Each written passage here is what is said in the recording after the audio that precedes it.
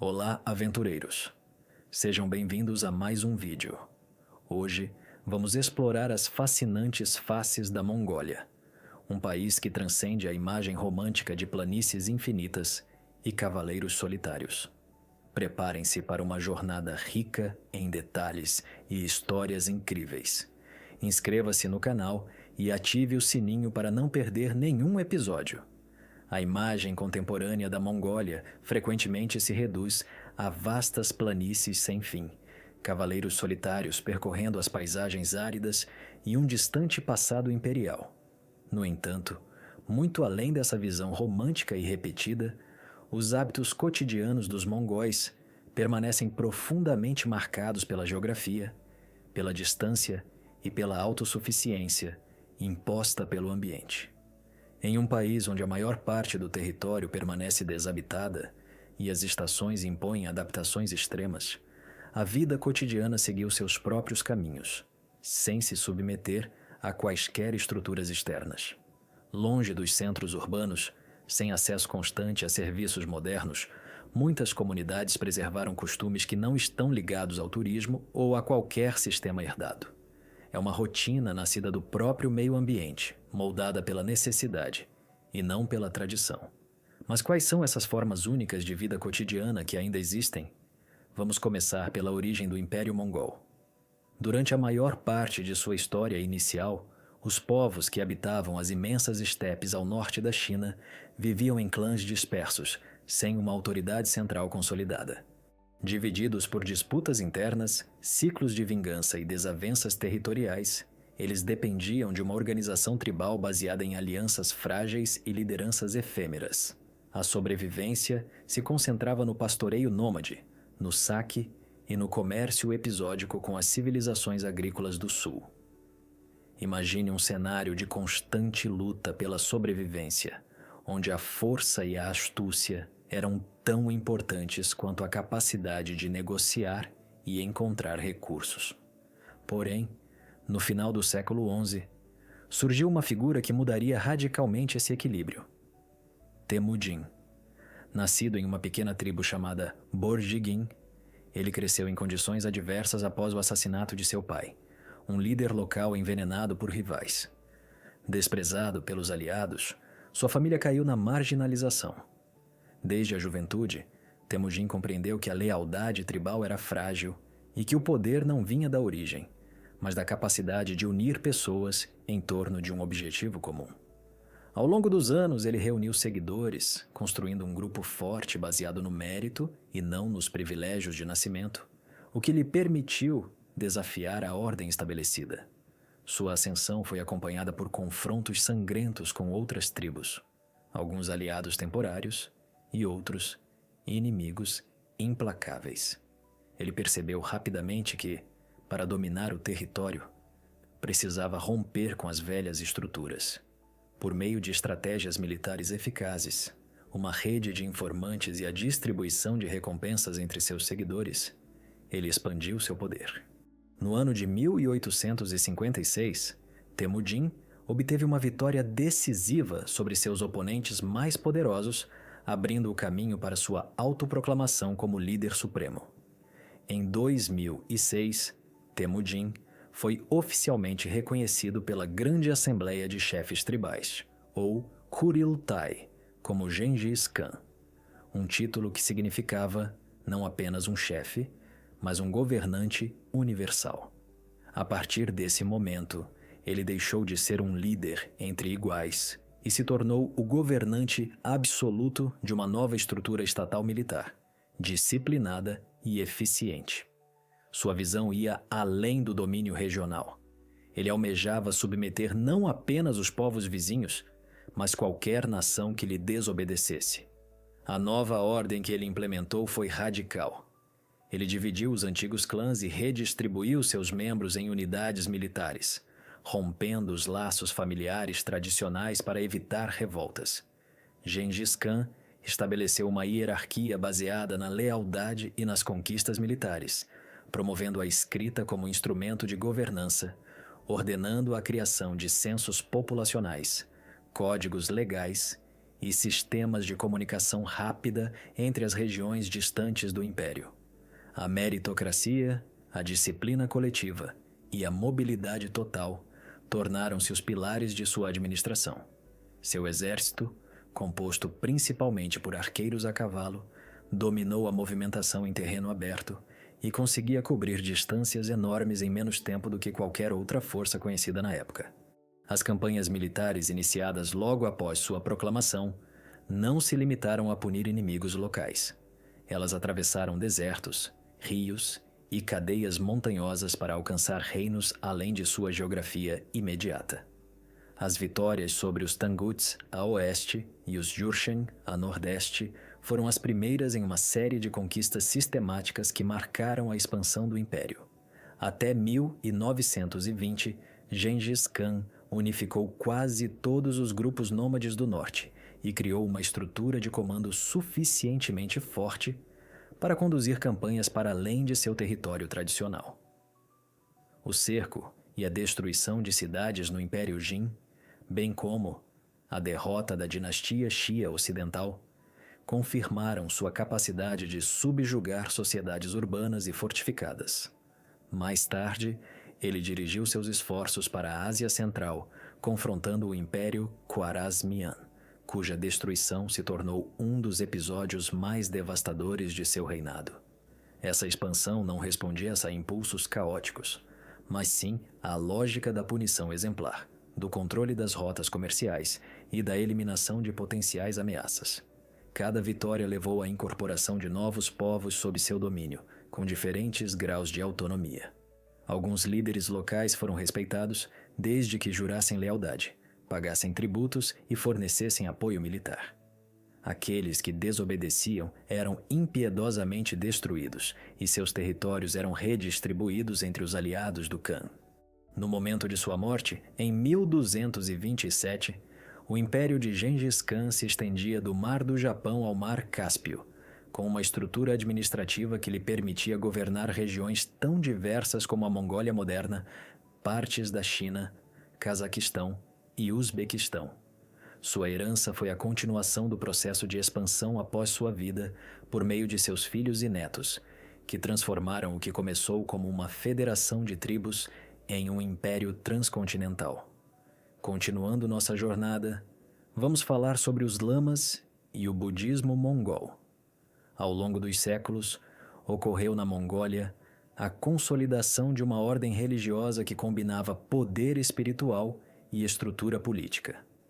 A chegada do budismo tibetano ao coração da Mongólia não foi apenas um processo de conversão doutrinal, mas também uma transformação institucional.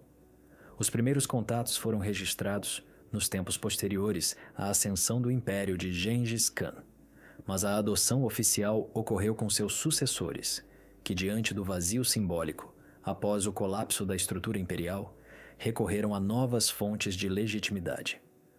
Um dos momentos decisivos aconteceu quando Altan Khan, líder do século XVI, convocou o sumo hierarca Sonam Gyatso. Esse encontro selou um pacto forte. Altan concedeu ao lama o título de Dalai e, em troca, recebeu o reconhecimento religioso como protetor do budismo. Esse gesto fundamental marcou o início de uma aliança estratégica. Os Khans garantiram a expansão institucional da fé, e os lamas, por sua vez, consolidaram a ordem social e política sob o novo manto do poder religioso. A partir desse momento, a liderança espiritual tibetana teve influência direta nos assuntos mongóis. Os mosteiros cresceram não apenas como centros de culto, mas também como centros administrativos. Os lamas estabeleceram suas próprias hierarquias, delimitaram suas propriedades e expandiram uma rede de influência que rivalizava, ou mesmo superava, a dos governantes seculares. Muitos deles atuaram como juízes, cobradores de impostos e até mesmo mediadores diplomáticos. No entanto, não faltaram disputas de poder. Em diferentes épocas, surgiram tensões entre os líderes políticos seculares e os líderes religiosos. Alguns Khans viam com suspeita a crescente autonomia dos mosteiros, especialmente quando acumulavam terras, riquezas e seguidores. Reformas foram propostas para limitar sua expansão, embora a maioria delas se mostrasse temporária ou ineficaz. O prestígio dos grandes lamas permaneceu inabalável, e muitos deles eram considerados encarnações vivas, acima do julgamento de qualquer autoridade civil. A influência do budismo também se refletiu na arquitetura do poder. Os governantes que buscavam fortalecer sua imagem associadas a figuras religiosas reconhecidas construíam templos ou participavam de rituais oficiais. Essa fusão de política e religião tornou o budismo um pilar da ordem nacional. O poder era impensável sem a bênção dos mais altos hierarcas monásticos, e muitas ascensões ao poder eram confirmadas por meio de cerimônias organizadas pelo clero. A estrutura religiosa tinha um sistema piramidal. No topo estavam os altos lamas, encarnações designadas ou locais, aceitas por consenso. Abaixo deles, uma rede de abades, instrutores, monges e noviços formavam um órgão vertical disciplinado. Obediência, treinamento ritual e administração de recursos faziam parte de seu cotidiano. Essa organização garantiu a expansão estável do poder religioso ao longo dos séculos. Com a intervenção soviética no século XX, essa rede sofreu ataques severos. Milhares de mosteiros foram fechados, saqueados ou destruídos. Muitos lamas foram executados ou enviados para campos de trabalho. O objetivo não era apenas erradicar a religião como prática, mas também eliminar uma estrutura de poder alternativa que competia com a nova ordem comunista. No entanto, essa destruição não apagou sua herança. Apesar das repressões, a memória dos lamas como líderes permanece viva, e após a queda do regime soviético, alguns líderes religiosos recuperaram posições de influência institucional, embora em um contexto diferente. Vamos agora falar sobre a cerimônia Tsam. Este documentário é dedicado exclusivamente ao mais grandioso ritual budista no mundo mongol, o Tsam. Essa celebração cerimonial, introduzida no século XV, combinava drama religioso, dança e simbologia protetora. Ela era realizada em importantes mosteiros, onde dezenas de monges se preparavam antecipadamente para incorporar figuras sobrenaturais consideradas protetoras da fé. As máscaras usadas eram feitas de materiais como papelão endurecido e adornadas com pigmentos vibrantes, couro e cabelo. Cada uma representava uma divindade específica, um espírito vingador ou protetor. Entre as figuras principais estavam o Rei da Morte Yama, os 5 reis furiosos e outros espíritos do budismo tibetano adaptados à tradição mongol. O ritual incluía coreografias codificadas e movimentos circulares ao ritmo de instrumentos tradicionais, como tambores e longas trombetas. Essas sequências não eram destinadas à diversão. Elas simbolizavam a purificação do espaço, a expulsão do mal e a restauração da ordem cósmica. Por meio da execução precisa de gestos e passos, uma batalha mística se desenrolava, invisível aos participantes comuns. O ritual também refletia a hierarquia monástica. Os papéis mais complexos eram desempenhados pelos monges mais qualificados, e sua execução não era improvisada. Toda a cerimônia seguia regras estabelecidas, transmitidas em estruturas religiosas formais, sem participação de leigos ou demonstrações populares. As expressões faciais eram evitadas. Os dançarinos, cobertos por camadas de tecidos grossos e máscaras rígidas, deveriam desaparecer como indivíduos para representar entidades impessoais. Conversas e improvisações eram proibidas. Tudo acontecia de acordo com a sequência definida pelos textos canônicos preservados nos templos. Esse ritual deixou de ser praticado por décadas após as repressões religiosas do século XX, mas sua estrutura original foi registrada em documentos e testemunhos do período anterior. Hoje, ele representa uma manifestação única no budismo lamaísta mongol, que se incorpora à autoridade institucional dos mosteiros, sem elementos de devoção individual ou histórias de conversão pessoal. Finalmente, vamos conhecer o povo das renas. nos cantos mais remotos do norte da Mongólia, entre os pinheiros frios da taiga e as encostas cobertas de musgo, sobrevive uma comunidade que moldou seu modo de vida em torno de um animal único, a rena.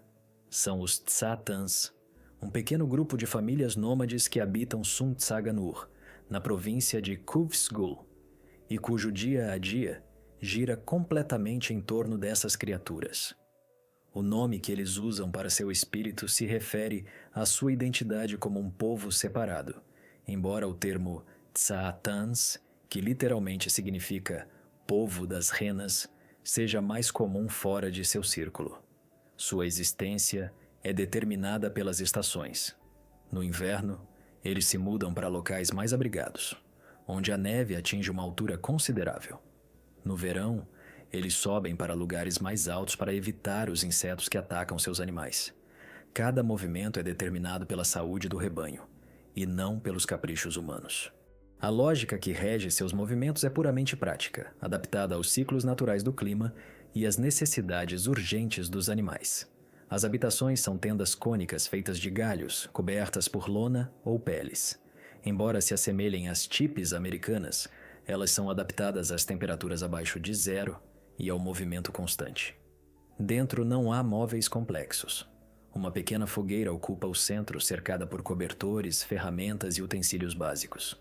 A luz natural é escassa, e tudo o que eles possuem pode ser embalado e transportado em poucos minutos. As renas, mais do que animais de carga ou transporte, são a base de sua existência. Elas fornecem leite para a produção de queijo e iogurte. A carne é consumida apenas em casos de necessidade ou para certos sacrifícios rituais. Elas também são usadas para viagens entre os acampamentos, especialmente em terrenos florestais, onde os cavalos têm dificuldade para se locomover. As crianças aprendem a andar de rena desde muito pequenas, e é comum ver as menores montando com equilíbrio natural em animais que, fora desse contexto, parecem impossíveis de domesticar. A economia dos Tsatans é baseada na subsistência. Eles não cultivam lavouras e não comercializam em grande escala. Os pequenos ganhos que obtêm da venda de artesanato ou do trabalho como guias turísticos são usados para comprar farinha, arroz, fósforos ou ferramentas de metal. O dinheiro circula raramente e a troca ainda desempenha um papel significativo em suas trocas. O isolamento geográfico significa que muitas famílias vivem semanas sem contato com o mundo exterior. A distância dos centros urbanos significa uma desconexão quase completa da dinâmica moderna.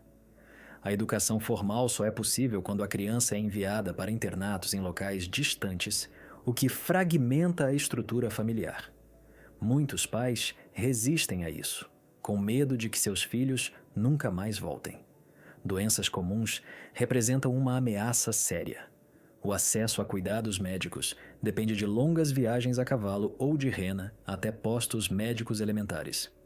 Uma simples fratura ou infecção pode ser fatal se não tratada. Apesar dessas condições, muitas famílias conseguem resolver pequenas emergências por conta própria, usando práticas simples que aprenderam por observação e hábito. Nas últimas décadas, a presença de estrangeiros e de documentários alterou parcialmente seu anonimato. Alguns jovens optaram por se voltar para o turismo como meio de subsistência, o que gerou tensões internas. A comercialização de seu modo de vida, especialmente quando simplificado ou apresentado como folclore, é vista com suspeita pelos mais velhos. Eles temem que a influência prolongada distorça seu modo de vida. O governo tentou integrar os Tsatans em programas de desenvolvimento, oferecendo moradia permanente, educação e apoio logístico. No entanto, para muitos, a proposta de abandonar os deslocamentos sazonais e renunciar ao vínculo com as renas não é um progresso, mas uma perda. Sua resistência não é ideológica, mas prática. Seu modo de vida é feito para um ambiente ao qual a maioria não consegue nem quer se adaptar. Música.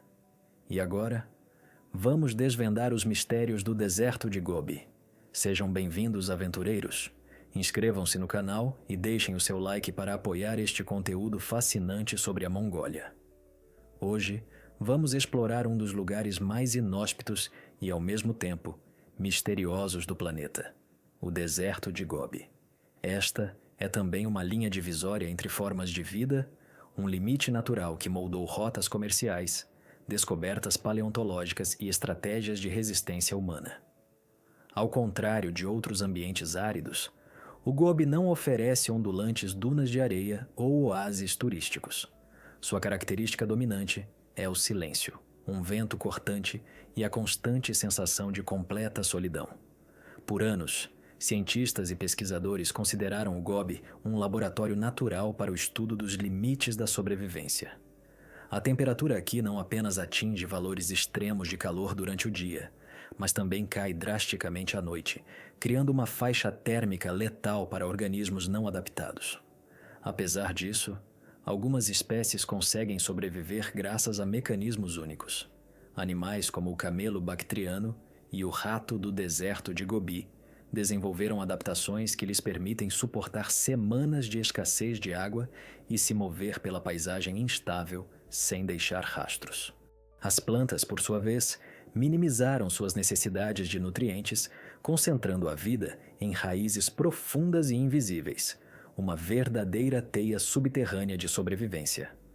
O valor do Gobi, no entanto, não reside apenas em sua presença biológica.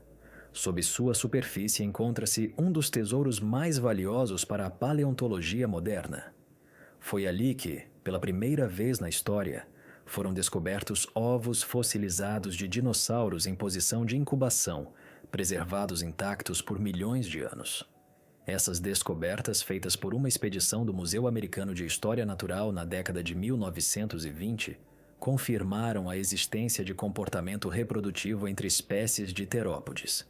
O terreno seco, a ausência de umidade e a baixa erosão permitiram que esqueletos inteiros permanecessem protegidos, como verdadeiras cápsulas do tempo. Até hoje, a região de Bayanzag, também conhecida como Falésias Flamejantes, permanece um dos locais mais estudados por geólogos e paleontólogos do mundo, um verdadeiro museu a céu aberto. O deserto também funcionou como um corredor estratégico para antigas rotas comerciais. Embora o Gobi nunca tenha sido uma rota fácil ou direta, comerciantes de caravanas utilizavam trilhas costeiras para conectar as regiões do norte com o interior da Ásia.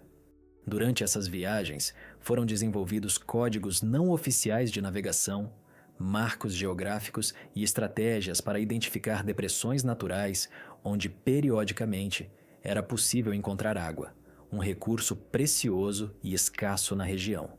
Qualquer tentativa de criar assentamentos permanentes, no entanto, fracassou devido à crueldade do ambiente. A areia não sustenta construções. O vento destrói abrigos improvisados e a vida selvagem é muito escassa para sustentar uma existência contínua. Para as pessoas que o atravessam, a experiência é definida não pela permanência, mas pelo trânsito. Apenas pastores nômades extremamente habilidosos, com conhecimento ancestral sobre o clima, as estrelas e o comportamento dos animais, ousam penetrar em suas regiões mais remotas. Eles cavalgam camelos de 2 corcovas capazes de armazenar gordura por semanas e evitam a exposição excessiva ao sol, vestindo tecidos densamente tecidos que até mesmo cobrem seus rostos. O Gobi, por sua vez, parece ter suas próprias regras de hospitalidade. Ele não oferece água se não choveu por meses e não projeta sombra onde não é possível projetá-la. Qualquer jornada exige uma previsão precisa dos limites da sobrevivência, sem margem para erros desnecessários. O mais impressionante no Gobi não é o que ele revela, mas o que ele esconde. Suas camadas de rochas sedimentares são comparadas a um arquivo geológico contínuo, onde são preservadas pistas sobre antigas condições climáticas, migrações e extinções. Ventos constantes varrem a superfície, deixando fragmentos visíveis de fósseis ou vestígios de antigas correntes fluviais. Não há vegetação para cobri-lo, nem umidade para destruí-lo. É um lugar onde o tempo se solidifica na pedra e onde os rastros mais tênues, como a pegada de um dinossauro ou uma carapaça pré-histórica podem permanecer inalterados por séculos. Música. Agora, vamos mudar um pouco o foco e explorar a medicina tradicional mongol. A sabedoria médica mongol, antes de qualquer contato oficial com doutrinas estrangeiras, desenvolveu-se como um conjunto de práticas empíricas, baseadas em observações, no ambiente e na experiência oral, transmitida de geração em geração. Nas vastas planícies, sem hospitais ou médicos acadêmicos, os curandeiros locais, conhecidos como bariás, desempenhavam um papel fundamental. Esses curandeiros não recorriam a cerimônias espirituais ou cânticos religiosos, mas se concentravam exclusivamente em tratamentos físicos, técnicas de manipulação corporal e no uso de ingredientes animais e minerais. Um dos aspectos mais importantes era o diagnóstico por meio da palpação, onde o praticante, sem instrumentos modernos, avaliava a condição do paciente pelo pulso, pela cor da língua, pela textura da pele ou pela temperatura corporal. Essa leitura sensorial servia de base para a aplicação de fricção, alongamento ou ajustes manuais. Em vez de recorrer a orações ou encantamentos, o contato direto era usado como uma ferramenta terapêutica. A fitoterapia também fazia parte do repertório tradicional, embora em regiões áridas, como estepes ou regiões semidesérticas, os ingredientes vegetais fossem escassos. Portanto, muitas fórmulas incluíam substâncias animais, como gordura de marmota, leite fermentado, pó de osso ou bile de cavalo seca. Esses elementos eram moídos, fervidos ou misturados em preparações que eram ingeridas, aplicadas na pele ou inaladas. Cada família contava com misturas que conhecia por transmissão direta, destinadas ao tratamento de problemas estomacais, febres ou feridas comuns. A cauterização terapêutica era outra técnica comum.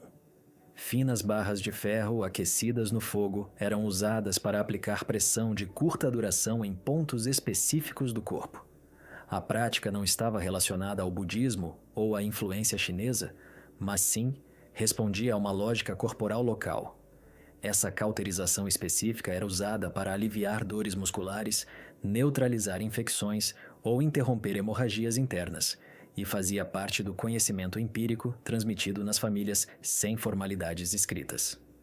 O uso de ventosas de chifre, ou bambu, também era comum.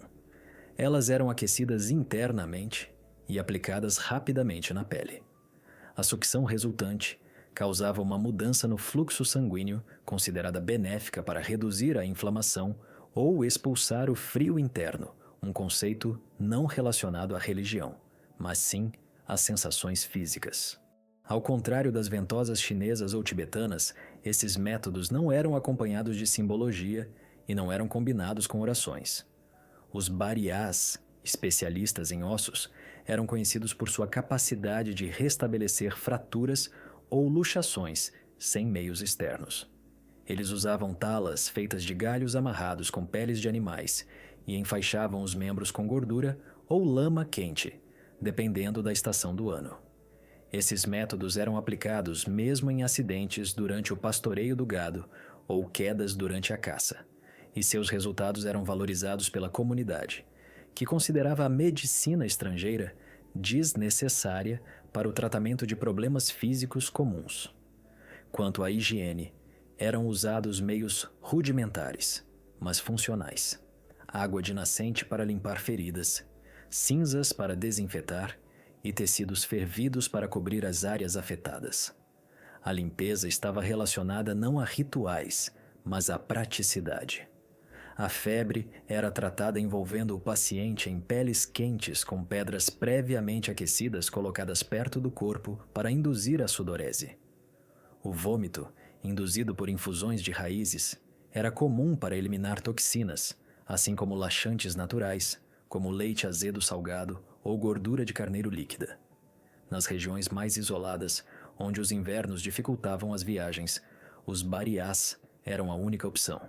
Apesar da ausência de títulos, eles mantinham uma forte reputação, sustentada por resultados práticos. Seus instrumentos eram poucos: facas, ervas secas, pedras lisas e chifres ocos. Sua capacidade de adaptação era constante. Eles se ajustavam a cada situação sem seguir instruções estabelecidas. Muitos percorriam longas distâncias a cavalo para estar presentes em partos, tratar febre tifoide ou tratar infecções dentárias, resolvendo emergências com recursos limitados e sem tecnologia. Embora algumas práticas tenham sido perdidas, outras continuam existindo em regiões remotas, onde a geração mais jovem recorre tanto ao médico quanto ao bariá.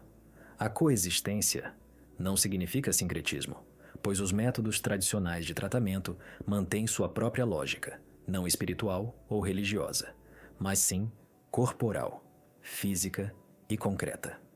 Os pacientes escolhem um ou outro método, dependendo do tipo de doença, demonstrando que a medicina tradicional mongol existe até hoje sem necessidade de se entrelaçar com doutrinas externas. Música. Agora, vamos falar sobre os jogos Naadan. Nas extensas planícies da Mongólia, ocorre um evento que combina competição, tradições e orgulho nacional: os Jogos Naadan. Reconhecidos como o evento esportivo mais representativo do país, eles reúnem milhares de participantes e espectadores, tanto das áreas urbanas quanto rurais. Sua base consiste em 3 disciplinas que acompanham os mongóis há séculos: luta, tiro com arco e corrida de cavalos. A luta, conhecida localmente como Buk, é considerada o coração do festival.